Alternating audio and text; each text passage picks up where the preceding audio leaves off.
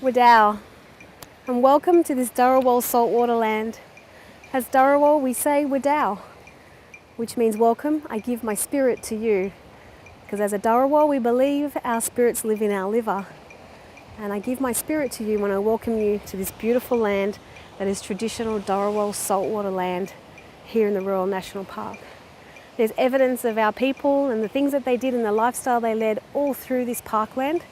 And I'm very proud to be a knowledge keeper and a custodian now of that knowledge and of this beautiful land. I found that there was a bit of a story inside me, and at every opportunity I would tell that story. And that story is of a little white girl with a black heart.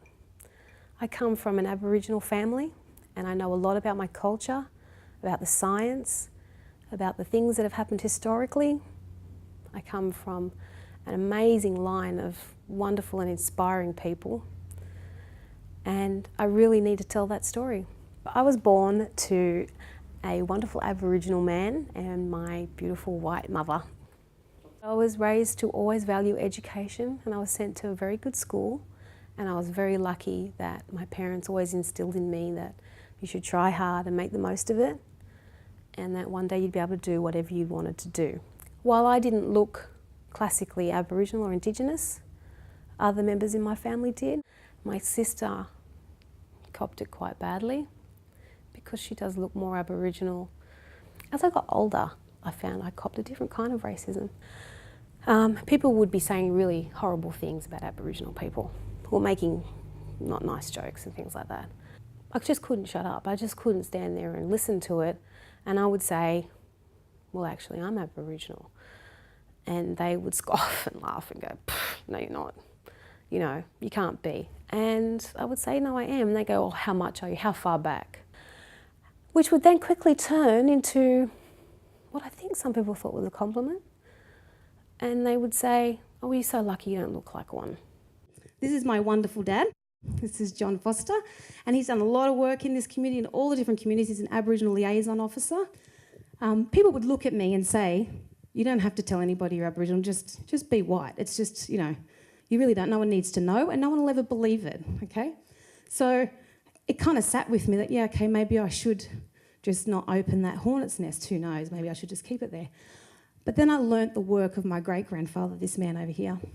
His name's Tom Foster, and he was around in 1938 with these men here. We've got Jack Patton, Doug Nichols, William Cooper, and they were all members of the Aboriginal Progressives Association.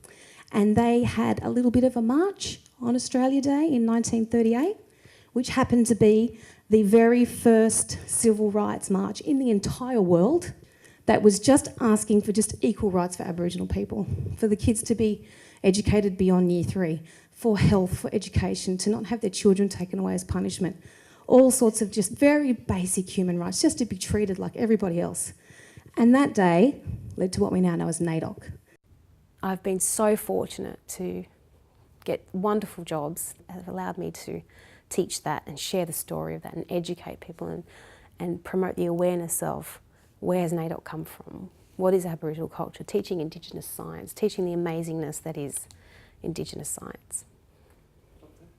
And I have done all sorts of things throughout my years involving Indigenous culture and art and science. And I've always loved it, and the reason why I sent my resume off to Sydney Olympic Park was I thought I would love to go and just be a casual teacher out in the mangroves teaching science. How fantastic. And as a last second thought, I thought I might just put on my resume that I'm Dharawal, because that's getting rather important now in education. And that's a huge change from when I was at school, when we learned about colonialism, and we went to Sydney, Old Sydney town, and saw a recreation of a flogging. And we learnt about Captain James Cook and Governor Arthur Phillip, and that was about it. Thank you guys, thank you so much. Have a beautiful afternoon. And in the Dharawal we like to say Yandelara when we say goodbye. Yandelara. Yeah, that means peace, like go in peace. Hi, peace. Yandelara. Hearing you speak was really powerful and inspiring, so thank you. We're very lucky to have it. So thank everyone else behind the scenes, all those camera people and all those. They're all hiding. I should put the camera on them all.